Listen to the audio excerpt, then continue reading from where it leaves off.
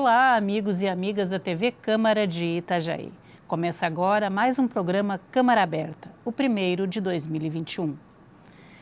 E em respeito às medidas de prevenção contra a Covid-19, todas as nossas entrevistas estão sendo de forma remota. E até que haja a vacina e todos estejamos protegidos, é assim que vai ser o nosso novo normal. E neste primeiro Câmara Aberta do ano, nós temos o prazer de receber a Sara Ternes, que é a atual diretora de Relações Institucionais e Temáticas da Secretaria de Promoção da Cidadania de Itajaí. Bem-vinda, Sara, aqui ao nosso programa, o primeiro de 2021. Olá, obrigada. Eu fico muito honrada de estar participando desse primeiro programa e agradeço muito o convite. Obrigada. Sara, nós estamos aí na iminência de mais um Dia Internacional da Mulher, né? E nós sabemos que a Secretaria de vocês, né, a Secretaria de Promoção da Cidadania e, em especial, a tua diretoria, trabalham também, um dos focos é os direitos da mulher na cidade de Itajaí. Como é que está essa preparação? Como é que vai ser esse novo normal do dia 8 de março deste ano? Então, Elis, o dia 8 de março ele sempre é marcado por ações diversas, né? Todas as secretarias acabam desenvolvendo alguma atividade para que a data não seja passada em branco, enfim. Desde 2018 foi aprovada a lei municipal que ela institui a Semana Municipal dos Direitos da Mulher, de conscientização pelos direitos das mulheres. Na verdade, a ideia foi tentar fazer uma programação semanal, incluindo as diversas secretarias do município, os diversos serviços, para que a gente construísse um calendário unificado, para que pudesse uma secretaria potencializar e prestigiar o trabalho da outra, a gente até se conhecer melhor, né, o que uma e a outra faz. E não tem como trabalhar de forma isolada, né? Ela tem que ser um trabalho integrado entre as secretarias. Principalmente agora, né, você falando sobre direitos da mulher, quer dizer, nesse ano desde 2020, durante essa pandemia de Covid-19, os problemas só, digamos assim, se acumularam. Né? Então, quer dizer, hoje quando você fala de direito da mulher, você tem que tocar em saúde, você tem que tocar na cidadania como direitos gerais da pessoa e também a questão econômica e de inserção dela na sociedade, né? Então tem que ser integrado.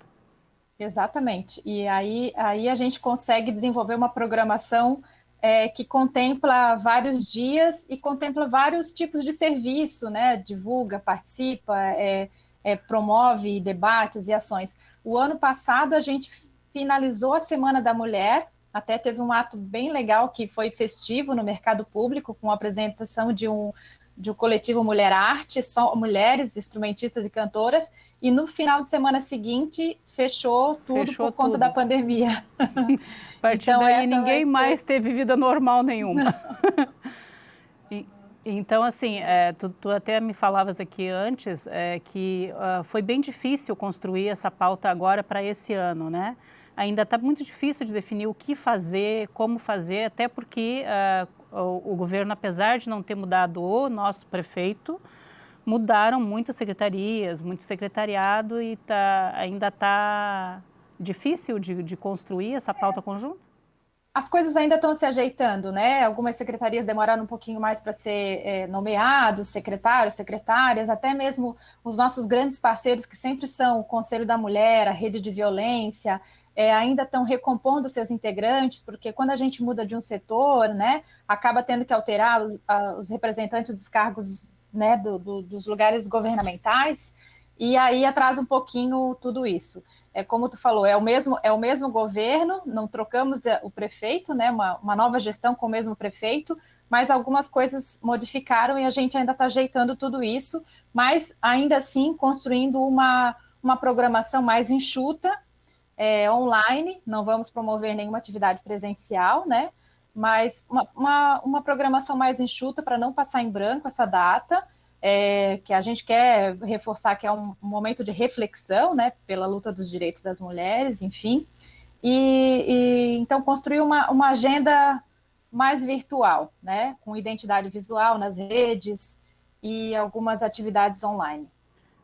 Sara, tu falaste que vocês também estão em contato com o Conselho dos Direitos das Mulheres aqui de Itajaí. Tu foste, né, a primeira presidente desse conselho quando ele foi implantado, e acho que nunca perdeu o elo com eles, né, com elas, no caso. Como é que está essa questão? Ainda é preciso, ou exatamente no momento histórico que nós estamos vivendo, na conjuntura social e cultural da atualidade, tu achas que ainda é vital que se questione, que se coloque, que se discutam os direitos das mulheres? Elisa, eu acho que é uma pauta que a gente vai ter que trabalhar por muito tempo ainda, né? Desconstruir toda uma questão histórica, cultural, leva tempo, né? Eu fui a primeira presidente do conselho em 2010 e de lá até hoje a gente ainda discute muito os mesmos assuntos, né? Infelizmente, quando a gente vai falar sobre direitos das mulheres, a gente acaba não perdendo, mas dedicando um tempo maior para a questão da violência, que é uma questão absolutamente primária ainda, mas a gente não consegue superar essa barreira, né, essa pauta. E infelizmente, assim, eu tenho alguns dados aqui, a pandemia parece que agravou e externou muito mais aquela violência que às vezes era meio velado, era camuflada, porque agora as pessoas ficaram muito mais em casa, e elas tiveram essa pressão, quer dizer, a pressão que ela não tinha antes de sair de casa e tal, que podia arejar, conversar com alguém, denunciar, acho que ficava menos difícil, talvez, do que nessa situação de pandemia, onde as pessoas estão inseguras, principalmente a questão econômica, né? Muitas mulheres acabam, já não faziam denúncias de violência doméstica antes da pandemia, agora com a pandemia, com todas essas incertezas frente à insegurança econômica, principalmente, tu achas que ficou mais difícil ainda, né? Ficou mais aviltado essa questão? Eu acho que eu acredito que as mulheres são o público mais afetado dessa pandemia, né? Em todos os setores, assim, as mulheres elas têm sofrido mais violência por causa do confinamento, que é estressante para todas as pessoas, né? Mas as mulheres acabam sendo vítimas desse estresse do confinamento. As mulheres ficaram mais desempregadas, né? Muitas mulheres que são chefes de família, sozinhas, estão sofrendo essa questão do desemprego, os serviços de cuidados com a família, com os familiares doentes, sempre acabam sendo atribuídos às mulheres, por essa questão cultural de que a gente que é a cuidadora, né, da família. Então, com certeza, as mulheres são mais afetadas. E aí os órgãos de proteção acabam tendo que ficar vigilantes, né? Foram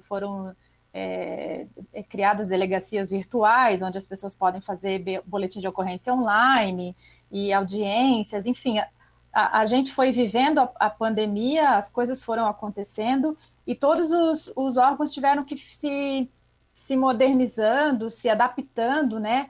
A violência estava muito evidenciada e aumentando cada vez mais, e como é que a gente dá conta de atender e inclusive, eu tenho até um dado aqui que eu achei bem alarmante. O Fórum Brasileiro de Segurança Pública detectou que só no primeiro semestre de 2020, quer dizer, ali no auge, digamos assim, da pandemia, né, do aumento de casos e tudo mais, e dos fechamentos, lockdowns em várias cidades, vários estados, houve um incremento de quase 2% no número de feminicídios registrados. Isso sem a violência, aquela violência expressa no dia a dia, tanto a violência física quanto a violência emocional, mesmo a violência sexual, ela não foi tão estudada, talvez porque as pessoas não conseguiram nem denunciar, ou talvez porque tivesse mais difícil de denunciar, coisa que não acontece, por exemplo, num ato, quando o ato chega ao máximo da violência, que é a morte de uma mulher em função da violência. Né, a morte pelo parceiro, pelo companheiro, enfim. Ainda está muito difícil de romper com isso, né, Sara? A gente tá tendo que lidar com isso sempre em várias fases ao mesmo tempo, né? Então, a gente tem as mulheres que sofrem a violência porque têm insegurança de se libertar dessa condição, às vezes por uma questão de dependência econômica, financeira do parceiro, por medo de ficar sozinha. A humanidade tem medo de ficar sozinha, de ser sozinha, né? E também isso é uma coisa que recai sobre as mulheres. Filhos, enfim, ameaças. Então, a gente precisa falar para essa mulher que está desinformada que existe uma rede de proteção para encorajá-la a sair dessa condição de violência. A gente precisa falar com essas mulheres que já chegaram na rede de proteção, né, para mantê-las também longe da condição de violência. E a gente precisa fortalecer as redes, né, de proteção, que são as casas de abrigo, os CREAS, né? O município de Itajaí hoje tem uma demanda reprimida no CREAS, que é um setor que atende pessoas em situação de violência, né? Com direito violado já. Então, assim, o município já poderia ter um segundo CREAS para poder dar conta dessas demandas. As denúncias que são feitas no Disque 180 vão para o CREAS. A delegacia Itajaí hoje encaminha... tem um só CREAS? Sim. Uhum. Um só. Um só. E a casa de abrigo, a casa de passagem para mulheres vítimas de violência e crianças vítimas de violência, ela está funcionando? Sim. Ela continua funcionando mesmo durante a pandemia? Sim, o município tem um convênio através da Secretaria de Assistência Social que repassa recurso para a Casa das Anas e ela é uma casa de acolhimento, né? De passagem. Se eu não me engano, é por um período de aproximado de 6 meses. Mas, assim, o município de Itajaí, de certa forma, ele tem uma rede bem estruturada para acolher e combater as questões de violência. Todos os itens, os equipamentos que preconiza a Lei Maria da Penha, o Juizado Especial da Vara da Família, da Violência Doméstica, Casa de Acolhimento, a Delegacia da Mulher, CREAS, CRAS, Conselho Municipal. A gente tem agora também o incremento da Guarda Municipal, que tem uma patrulha específica que monitora os casos de mandatos de mandado de segurança? Não é mandato de segurança, é uma medida protetiva, né? Então a gente tem também a Polícia Militar, que tem uma patrulha, tem esse incremento da Guarda Municipal. A gente tem uma estrutura bacana para atendimento das mulheres em situação de violência. A gente precisa divulgar mais essa rede e ampliar ela cada vez mais. Que bom saber disso, hein, Sara? Porque, sim, olha, esse é um assunto que, inclusive, eu quero entrar agora no próximo bloco com vocês e com a Sara aqui, sobre todos os itens que Itajaí tem, as casas, os programas que visam a minorar a questão da violência contra a mulher e também a garantia de direitos. Daqui um pouquinho a gente volta.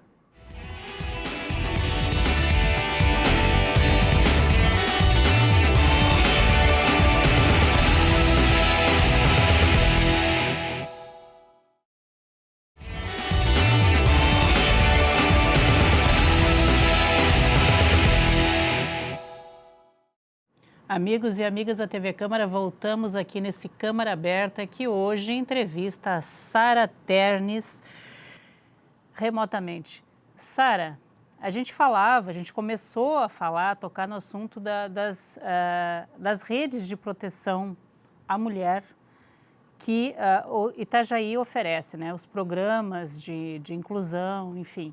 Quais os que tu destacas assim como os mais relevantes, aqueles que estão com uma atuação ainda precisando ser melhorada e aprofundada?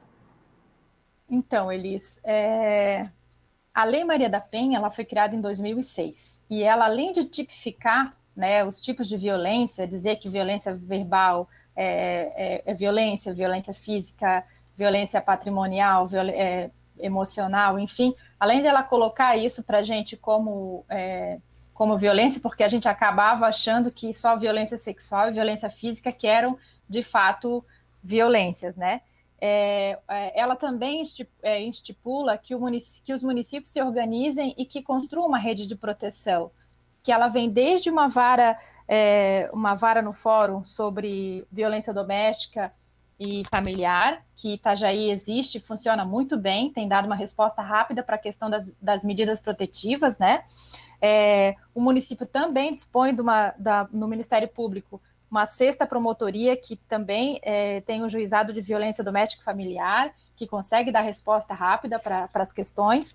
A gente possui uma defensoria pública e que tem um departamento específico para atendimento dessas questões de violência. Nós temos a delegacia especializada, a DPCAM, né, que é da Polícia Civil. Ainda a restrição que se tem no estado todo é que as DPCAMs, elas atendem em horário comercial de segunda a sexta. E existe um movimento... Isso. As delegacias. Então, existe um movimento para que esses horários sejam ampliados. Então, no final de semana ou depois das 6 horas, qualquer situação de violência ela tem que ser atendida na delegacia civil comum, não na delegacia da mulher, né? Que para a gente é complicado que seja assim. Principalmente, né, porque muitos casos de violência eles se dão exatamente no final de semana. Exatamente. Então, assim, a gente também dispõe da Polícia Militar aqui, que em Santa Catarina tem o programa Rede Catarina, que acompanha os casos de medida protetiva, as mulheres que estão sob alguma ameaça, né? A Ordem dos Advogados aqui, a subseção de Itajaí, tem também uma comissão de prevenção e enfrentamento à violência doméstica. A universidade desenvolve alguns programas e projetos que têm um foco na questão das mulheres, seja no empreendedorismo, seja na educação, né? E o Conselho Municipal dos Direitos da Mulher, que está atento para ajudar a fiscalizar e também para propor e elaborar leis, e, enfim. E o município, o de Itajaí, então, ele tem no seu calendário oficial a Semana da Mulher, que cai sempre no dia 8 de março. Então, uma semana inteira de atividades, de assuntos diversos, não só relacionados à questão da violência, né? E lá em agosto, a gente também tem a lei municipal que institui o Agosto Lilás. O agosto é o mês de aniversário da Lei Maria da Penha. Em todo o país, várias ações são desenvolvidas nesse sentido. Então, a gente instituiu o mês de Agosto Lilás, que aí ele é dedicado exclusivamente para a questão da violência. E o que mais, assim, a cidade mesmo, município, por exemplo, tu falaste que o município tem um convênio com a Casa das Anas e tal, que é essa casa de acolhimento, essa casa de passagem, para aquelas mulheres que não têm mais como ficar sob o mesmo teto que os seus agressores. Mas em termos de direitos mais gerais, como que a cidade está trabalhando? Que programas a cidade tem para incluir, por exemplo, as mulheres de baixa renda, por exemplo, assim, para terem uma renda sua, o desenvolvimento de emprego em renda? Olha, existem programas diversos nas áreas de saúde e educação também, né, voltado para as crianças e adolescentes e para as mulheres que estão na rede que são atendidas pela rede de saúde. Na questão de emprego e renda, o município disponibiliza uma série de cursos de formação profissional, né, através da FEAP, e que a maior procura sempre são de mulheres. As mulheres acabam sendo sempre a maioria, né, por conta de busca de se profissionalizar e ter independência financeira necessária, às vezes, para sair de uma condição de violência, entre outras coisas. E também a gente possui o balcão de empregos, ele tanto está atendendo agora presencialmente, com agendamento, como também ele é disponibilizado online, e muitas das vagas ali são disponibilizadas para mulheres. É um programa específico que tenha um recorte apenas para mulheres nessa questão de emprego e renda, eu desconheço. Talvez exista, mas eu não conheço. Tu chegaste a mencionar a universidade, né? Eu conheço um programa, principalmente voltado às mulheres do campo, né?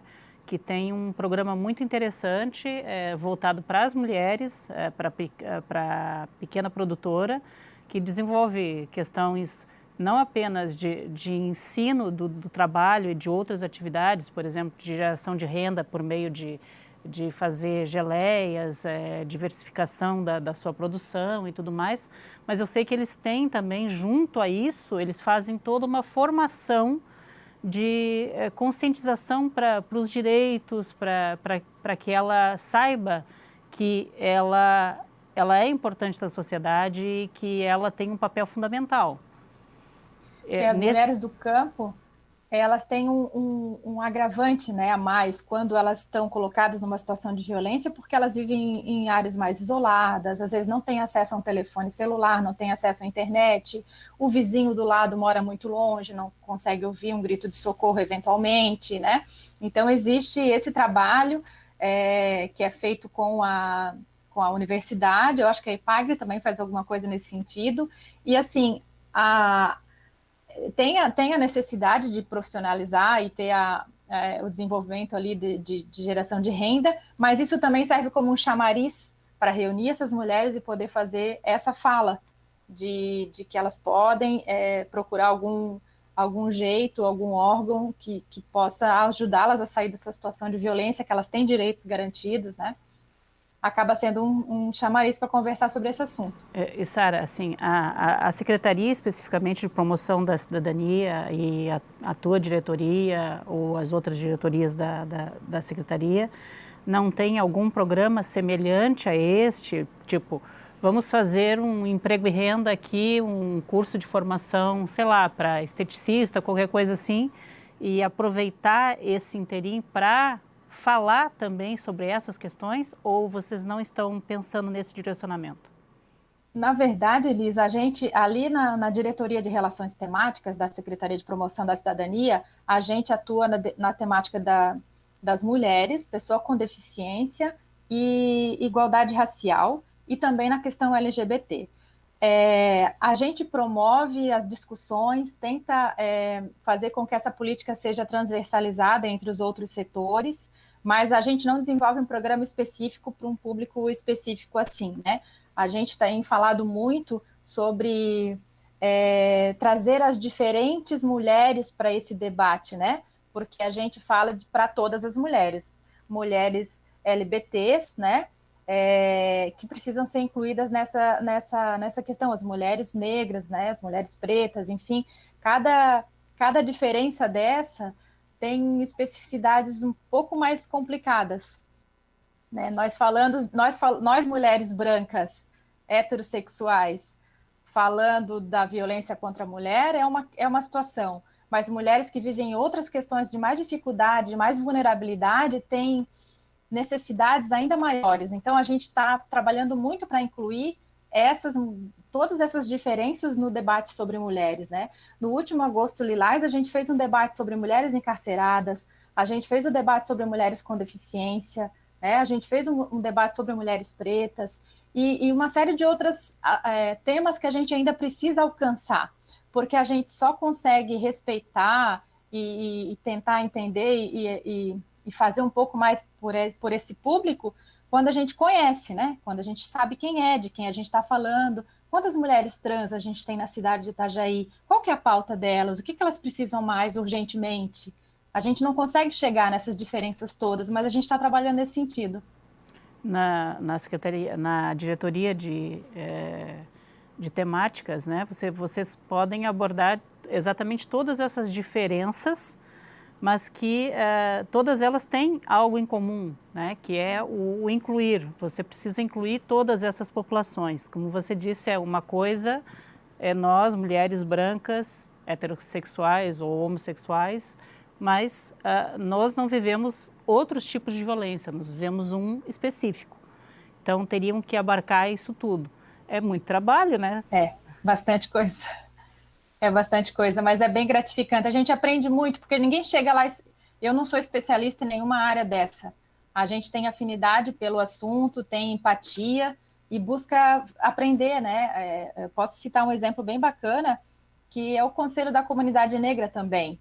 A gente atua muito legal, é um conselho muito, muito forte, muito participativo, e que nós, que representamos a secretaria lá, acabamos absorvendo muito conhecimento com as pessoas que já estão lá nessa militância, né?